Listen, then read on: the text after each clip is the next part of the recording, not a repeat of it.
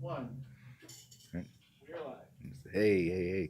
And we should probably start the timer as well, too. Well, yeah. So we'll get the live going.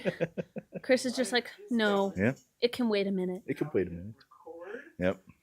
All right. We are now recording episode. All right, here we go. And Another test. Another Oh, test. I just whacked the thing again. All right. Good job, me. All right. Welcome again to Boca and Mocha, another test stream of your friendly coffee and photography aficionados. Not experts, I guess, but getting there, of course. My name, of course, is Griff, joined on the other opposite chair with Jen. And then over at our main controls, of course, is Christopher as well.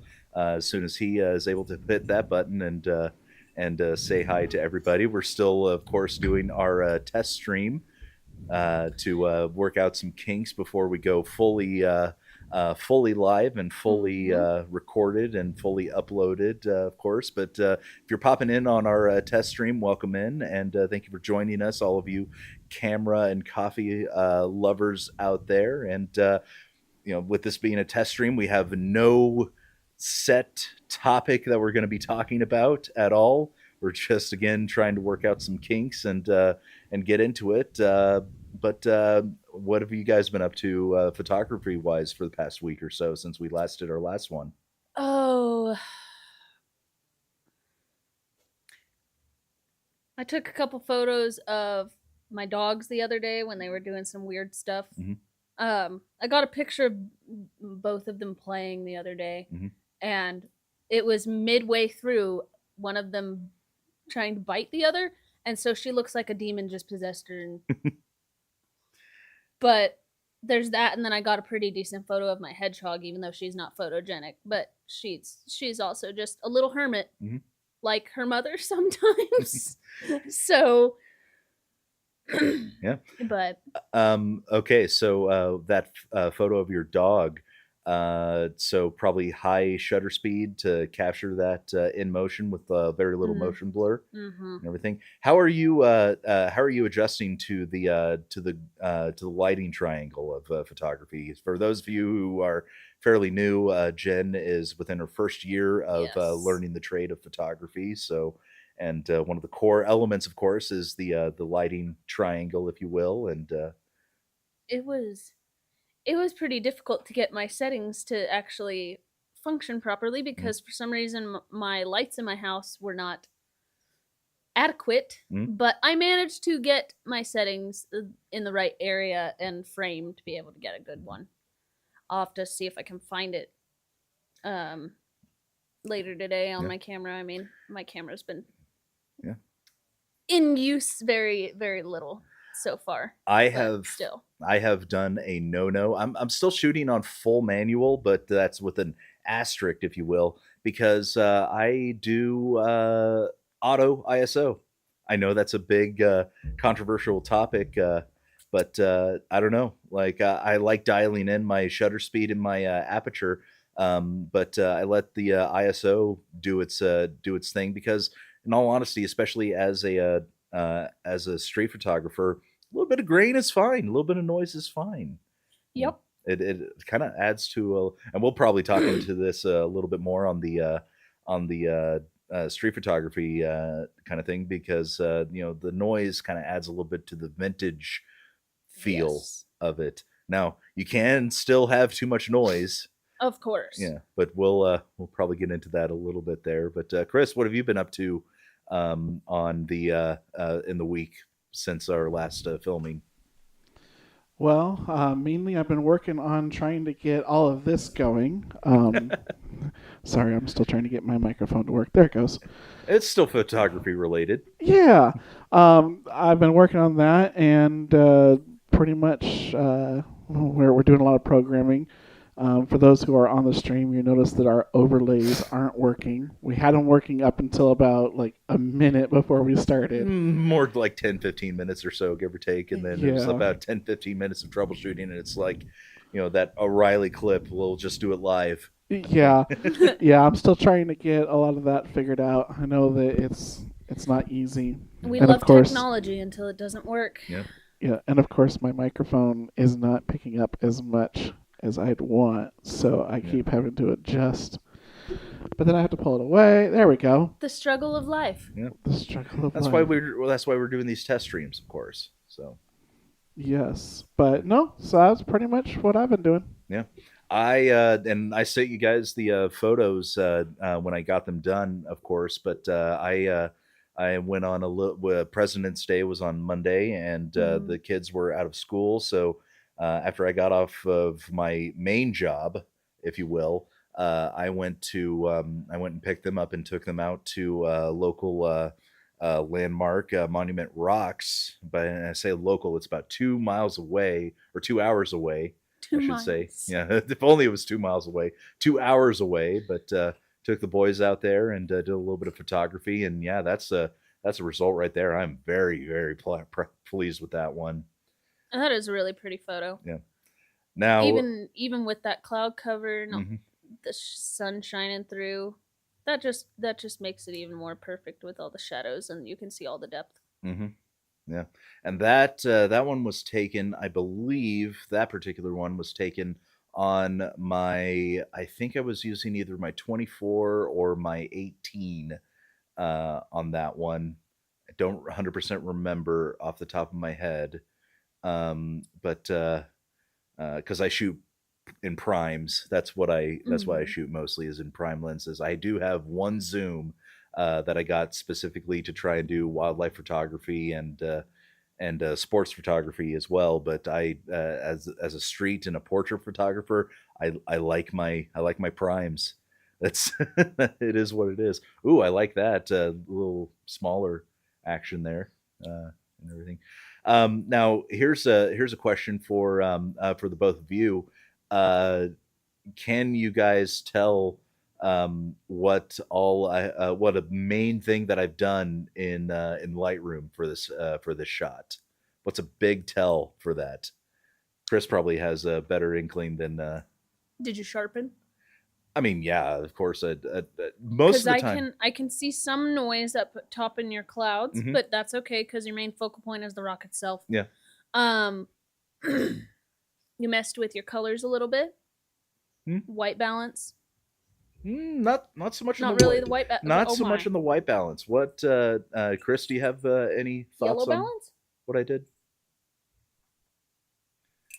Too many buttons. Mhm. Honestly, no. The only thing I could think of is maybe just some coloring, but Mhm. not too much. So what I did in this one was I did a strong S curve on that. So a strong S Okay. curve. Then like talk a little bit more about it. We'll probably have an entire episode dedicated to the S curve on it. It doesn't work as well for portrait photography because it really darkens the contrast lines and the highlights and everything. But it works really well for landscape and architecture photography Mhm. and stuff like that. The other thing that the other big probably no in landscape photography that I did was I isolated the sky, and I didn't swap it. I didn't swap the sky or anything. But what I did was I brought the contrast and exposure down on the sky to make the clouds appear a little bit more. So lowered the highlights and lowered the exposure on the sky there, and that's pretty much all I did on that one. Usually, whenever I approach Lightroom, I try to do as little as possible that I can. I try to get what I can in the Moment. in the camera, I should say. And yeah, I mean, like the white balance was just set to auto or natural or whatever it is Mhm. that I have for white balance there, and then all I did was just um, I think I like swapped it to cloudy in Lightroom just to because it was a cloudy day when I shot Yeah. that and yeah that I'm very pleased with that one. That one's probably gonna It yeah. turned out beautiful. Yeah, that one's probably going to be a standout. The other thing I did was I did a little bit of street photography while I was out in this place too. There should be the UTV shot there. There was a couple there that was out enjoying the sights as well too. And what I did was when they were getting ready to go, I just kind of positioned myself in between that rock, and they drove around the rock, and I just put my shutter on multi-shot high speed, and just snapped as they went through, and picked one that looked good. But same thing, like I wasn't going for clarity on the people inside of it, so that's why I hit it with the strong S curve again, and did the same thing with the sky there too. Just brought the exposure, isolated it, and brought the exposure down, and the highlights down. And that's I what also did. love that in this photo it makes it look like it's got the however the heck you pronounce vignette. Vignette. Like I did vignette. hit a heavy vignetting on that one too. I do like that. Yep, I did. That is. I didn't do that on that first one, but I did do it on the second one because I wanted to really bring in that focus on that. It really brings. Like, I've discovered whenever I've vignette a photo, if it's a good one to vignette, it very much so brings your eyes to the center of the photo. At least for me, it does. And we might have an episode on vignetting as well too, because how did they do vignetting like back in the day before Photoshop and Lightroom as well too. Like now you could just slap it on, and that was when I first started my photography journey. I was hitting that heavy vignetting as much as possible, trying to be an artist and whatnot. But I've dialed back on that, of course, because there's a time and a place for it as well too. But I should possibly consider doing a polarizer on my landscape photo. Now that one right there was taken on my 100 to 500 because when I took this shot, I was trying to get like some close-ups of that rock cropping between the two. And I was also doing, like, there was a little bit of shooting that I was doing in the surrounding directions as well too, where it was and I'm coming over a cold as well too, or that little bit of drainage, so you might hear me clear my nose a little bit. But so I was using that zoom for that as well too. The other thing that I was gunning for as well, because this was getting close to when the boys and I were leaving, was I slapped my zoom on because I have a white whale that I'm trying to get. I've been trying to get for 2 years, and it seems like they taunt me, but they never let me get them, and it's pheasants. And driving down to this spot, I saw at least 4 of them come across the road. And so when we were getting ready to leave, I knew that I was going to probably run into a few more as well too. And sure enough, I had about 3 of them on the way out, and every single one of them, I would spot them way too late, where I would pull over and get out, and they would just either run into the brush, or they would take off and end up like getting washed out in the landscape while I was trying to snag them. So they're elusive to me. Leave it to pheasants. Yeah, I live outside of town as well too, so I'm at that season where at least I'll see one like run across the road as I'm driving back as well too. And it's I've seen pheasants, like male pheasants, and oh my goodness, they're a majestical bird. So when you do get a picture of them, they're just so interesting to look at. Yep. Absolutely. Yeah. So that was your adventure. That was my adventure. That's a good adventure. Yeah. I know that it's kind of odd for me not being talking as much as we did before, but if anyone could actually see my screen, I have a lot going on over here. Yeah. As we did our test, we're doing YouTube, Facebook, and Twitch, and we're talking to Twitch, but Twitch keeps dropping us. So we're hoping to, as I'm tweaking it as we're going. So we're hoping for that. But do we have any watchers? Right now it Viewers? doesn't look like we have. That's all right. Oh, actually, we do. We have one on YouTube right now. Oh, okay. There we go. And nothing on Facebook, and Twitch keeps yelling at me for being unstable bit rate. So Twitch. Leave it to Twitch. Well, Twitch has, and as a streamer, Twitch has some stuff that I might need to get with you on. with that as well too, because there's some setup that in the back end, Yeah. at least on OBS anyway. But you're probably not using OBS, so No, Yeah. not OBS. We're going Yeah. direct from our mix board. yeah. But I figure we can both do a little pivot here over to Jenny. I'd like to kind of hear some of your thoughts on your pictures that you submitted for this episode. Oh Lord, So those photos were like shortly after I actually bought the camera. My aunt took me out to the park and we went on like a little street photography walk. So we've got the one of our local bridges Mhm. that goes over the river that flows through town. It's unfortunately named Hangman's Bridge. Yes. Yeah. Sadly. 'Cause- But my aunt wanted me to try perspective where you use like you use something in front of you to like frame what's behind it. Mhm. And Depth she of- wanted me to use this depth of field. This Yeah. yeah. Mhm. And so like as you can see, like the branches in front are blurry, but your focal point is the bridge itself in the background. And it took me a minute. I just whacked the microphone, my bad. Mhm. It took me a minute in Lightroom to get my editing fixed, which I don't know if this is the raw one or the edited. I can't really tell at this point because they're on my phone and my phone is crappy on If making it's got your watermark, I'm going to assume that it's the edited one. But Well, Chris put that on there when I Yeah. sent it to him. okay, yeah, we add the watermarks after the Gotcha. fact to Okay. make sure that everything is fair. But kept in. yeah, my aunt wanted me to just try different depths of field and Mhm. everything, and that was one that I took, and I actually do enjoy that one. For as messed up as the history for that bridge is, it Mhm. still makes an interesting focal point. Mhm. And I wish I would have been able to find the one of the water because I got it with ripples in it, Mhm. and it was so pretty. One of my senior pictures was taken in front of that bridge.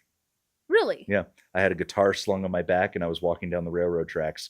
Not allowed to do that anymore. Actually, you weren't allowed to do that back then, but Breaking the law there's back there's then. a lot more. There's a lot more consequence if you do it nowadays, kind of thing. And Mhm. we'll talk. And we were talking about this before we went live. That might be a episode as well too on the ins and outs of why you Yeah. can't photograph on railroad tracks anymore. I mean, my main thought on that would be you don't want to get hit by a train. yeah. Like, you no. For as big as they thanks. are, they do sneak up on you. So Yeah. They're quite Yeah. silent until they hit that horn. But That's you'll the- feel it before you see it. that's the Doppler effect right there.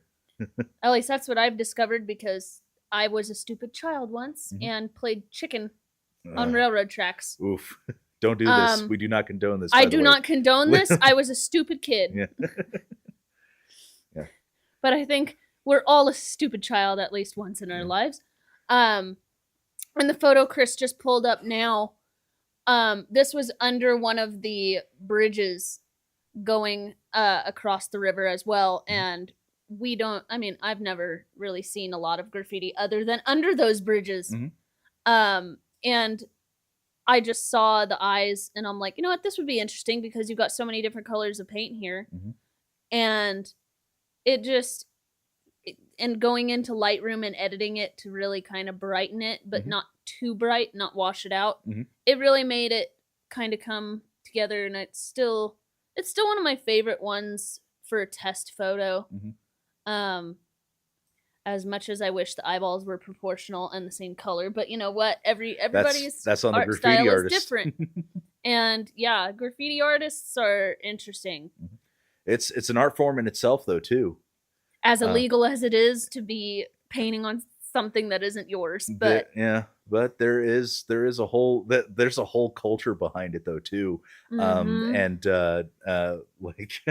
we might have to have a graffiti artist come on here at some point and pick their brain a little bit, because it kind of runs into kind of the same dynamics of street photography and the legalities of that Mm-hmm. as well, too. Which, I mean, I'm putting down a list of all the stuff that we'll be talking about when we get into street photography. Chris, do you have anything that we want to showcase? Yeah, I've got a few things that we can bring up over here. Yeah. I've got, so kind of in line with what we did last time, I brought a couple of my pictures from the trains. And since we're working with bridges, I figured we'll just transition using one of my bridge shots. Most people would recognize this from... Oh, yep. That's the one that I know. Yeah, a lot Big of people Boy. in town know about Big Boy, but this picture actually had a bit of a backstory. We knew Big Boy was coming to Hayes and neighboring town of Ellis months before they even started rolling the engine. So we were out, actually Jenny and I were out scoping out some areas around Hayes before Big Boy was going to come through. I don't think I was with you when you took this. No, not when I took this. I don't think I knew you whenever you took this. Yeah, maybe. I don't remember. I think Semantics. we scoped out Big Boy though beforehand. I don't remember that either. Okay, and then I went out on a different adventure on my own to go visit a friend of mine in Ellis. And I said, oh, well, I'm in Ellis. Let me just go take a look at the bridge. And I absolutely fell in love with it. Now, keep in mind, when I was scoping it, it was in summer. So everything was green. And Big Boy came through in fall, in October. So everything was going to completely change. And I was hopeful for a really good day. That, and I was also kind of hopeful that maybe, just maybe, we could be able to get a snowstorm again. And we can be able to work with that. Hold on, I want to change this. This is bad when I can't do it myself. Computer crisis. We should hire a producer. Right? Oh man, I wonder how much he'd charge per hour. Right? Hey, look there. Now I'm on the There we go. on the thing. Oh look, Yeah, multiple buttons to change on the computer and everything. Once I get more screens, isn't that always the fact of you Yep. need more monitors? But anyway, so we took this trip over to Ellis, and I was hoping that it was going to snow that day. To kind of repeat the last time the train was here, it actually snowed in Hayes on the morning the train was departing. Sadly, we didn't get that, but we did get to set up. I went from Hayes out to Ellis, and I was the first person to set up on this bridge spot. And I had done everything that I needed to do, talked with the local authorities, got everything done beforehand, because where I was on a sidewalk on the bridge, and I wanted to make sure that we were able to be there and everything. They said as long as I didn't block the road, I was fine. And I didn't. One camera on one tripod right on the sidewalk, they were completely fine with that. So I set up probably an hour and a half before the train even made it to Ellis. And I also fly drones. So I was able to get the drone in the air as the train came through. And eventually we'll start showing some of those videos as well. But my big thing was making sure I could get the picture with the entire engine and the tender on the bridge. And we lucked out. We got it. The issue with doing something like this is it's a one shot and done. You can't just ask the engineer to back up and do it again. So when we talk about those capturing the moments, these are kind of those. And then before all of that, I was in Lyman back when Big Boy on its very first, they call it the leg stretch tour. And they literally just went from Cheyenne, Wyoming, out to Nebraska, down to Kansas, back over through Colorado, back up into Wyoming. It was just, I think it was like a week and a half long tour they took of it just to be able to see right after they did their repairs. So there wasn't nearly as many people as there are now. I mean, we're talking tens of thousands of people will literally follow this train around the country just to get their pictures of it. It's like the Grateful Dead. Yeah, it is the largest steam engine still in operation today, and that's only because Union Pacific was able to bring it back to life. But being in Lyman, I figured I wanted to do something as a black and white to kind of bring back the era that was originally in its heyday. Vintage era. Yes, very much so. Antique era. Very much so. So I pulled this image up, and I figured today we can talk a little bit about what we do. Like you did your vignette on your image. Mhm. How sometimes a filter like this can just change the impact of what it is. Because now it looks like it came from that era that it was in its heyday, and not just a today shot. Yeah. And black and white and sepia, and what is it? Cross point, I think, or cross process. I don't remember what it is off the top of my head. I'm still trying to get over the sepia. I've always known it as sepia. Sepia, whatever. I don't know. I've known it.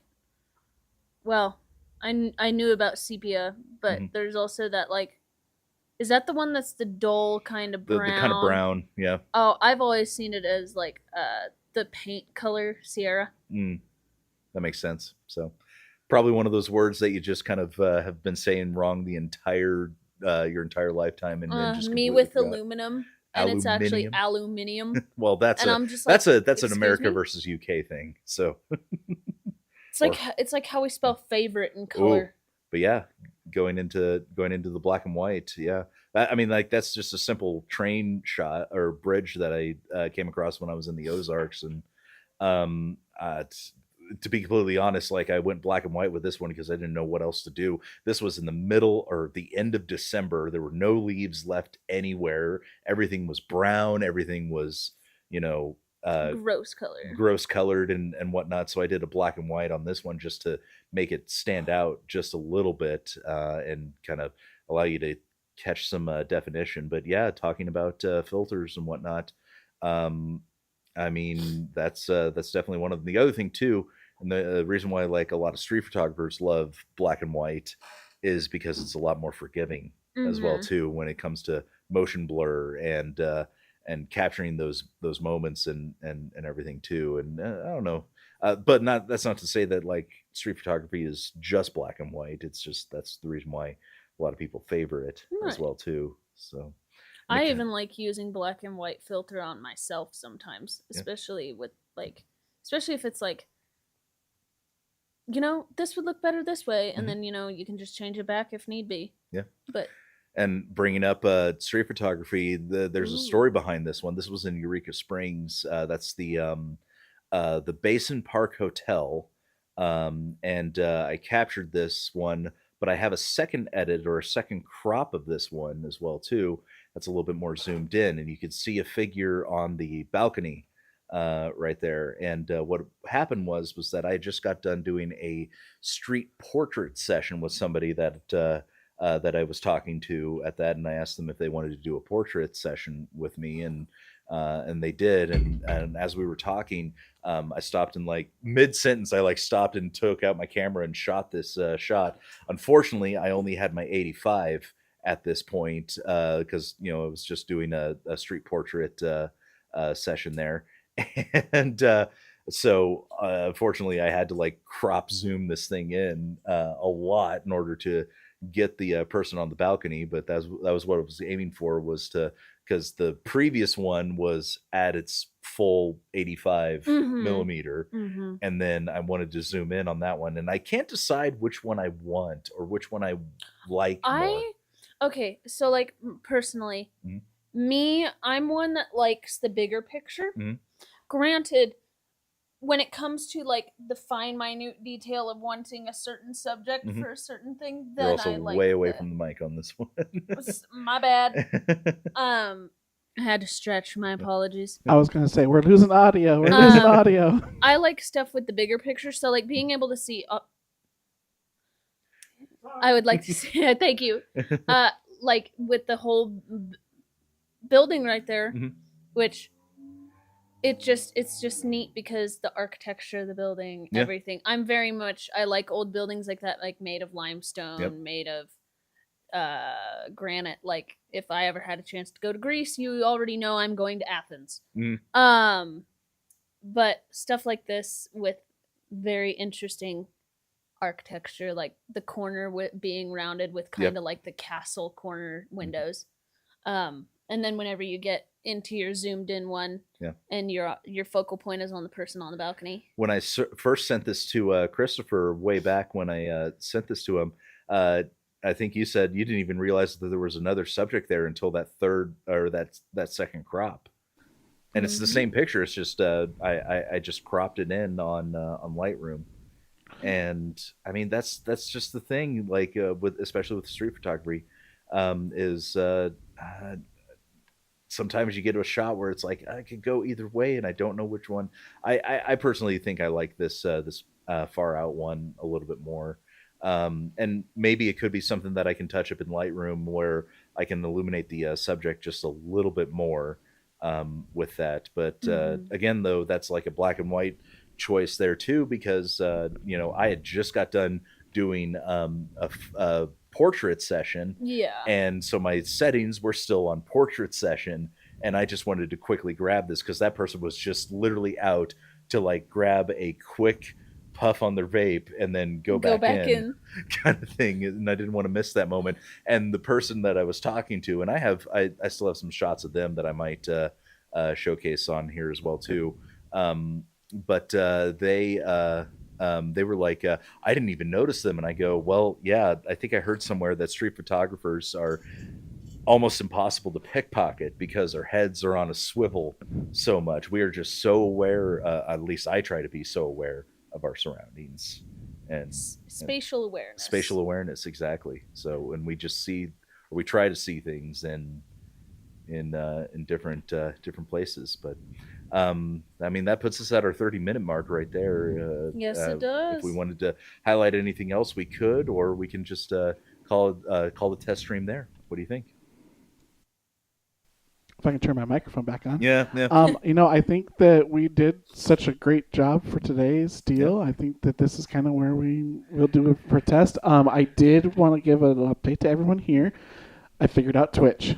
Yeah. We got our bit rate. Hallelujah. It was a bit rate issue, and I got the bit rate down Mm. while we were producing Yeah, today. sometimes you have to cap it in order for it to be like because if you try to go unlimited, it'll try to get greedy and take it all. So Yep. So I think next week we're going to do our final test. okay, And after that, everyone Okay. will be able to get our new Boca and Mocha as a actual podcast. Yeah. Because today's audio stream will also be tested by going into the different platforms. We Mhm. didn't do last one because we didn't have the right recording, but today we did. there we go. I see Jenny's over here. finger gunning it over here. Yep. Camera's of. over here. She's over there. Yeah. I was gonna say if both of you would like to send me topics for Mhm. what you want to talk about, you can message me over Facebook, or I can give you my number so you can just shoot it. I think probably for episode 1 topic, it might just be like we just go into depth on our photography journey, not in depth, but like give a overview Give a of our, bio. of our photography journey. And episode for, 1. for I think- anybody else who's on okay. the stream too, Feel free to there's message. comments on Yeah. all of our Oh yes, streams by here. all means, leave questions, comments, stuff that you want to be addressed, We And have especially if there's a topic that you think we should bring up. we have And I messed with the microphone. we have a whole roster of stuff that we're going to be talking about, and once we get past the test streams, it'll be a lot more concise, and we'll actually have like an actual direction on where we're going. But Yes. right now it's all about the electronics and the Yes. technical side of things. But anyway, thank you guys so much for dropping in. If you are still tuned in to the Boca and Mocha test stream podcast, and another test stream next week, and then hopefully live after that. Agreed. I hope All right, take we're care. getting closer and closer every day. Yeah.